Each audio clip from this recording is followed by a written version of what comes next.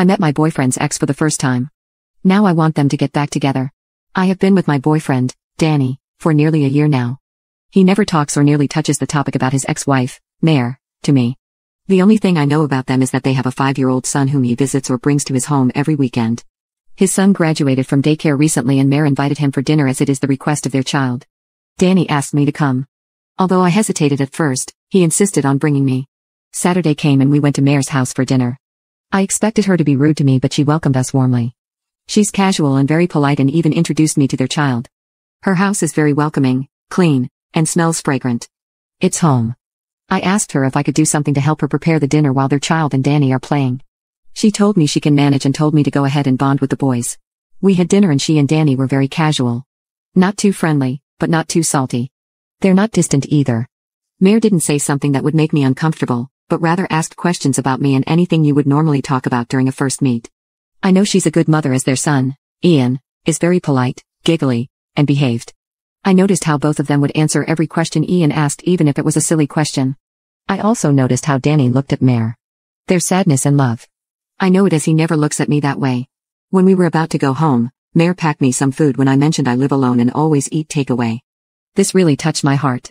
I'd been keeping it inside me, but I could no longer keep it and asked Danny how things ended when he had such a beautiful wife and a playful and well-mannered son. Danny pulled over and I thought he'd want me out of the car, but he started to tell me that he cheated on her while she was out of the country burying her dead mother. The girl she slept with happened to be a mutual friend and secretly filmed them being intimate and sent it to Mare. When Mare went home, she calmly told Danny she knew it and slept in Ian's room.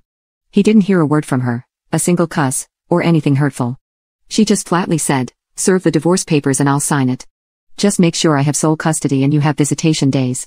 Danny told me how he tried to stop her, but she didn't say a single word and completely shut him out. A night before he left the house, he heard Mare crying and wanted to comfort her, but he was afraid he'd make things worse for her. Danny hated himself that he never had the chance to comfort her while she grieved for her mom, and instead cheated on her. He said Mare is too good to be true, but that is who she really is.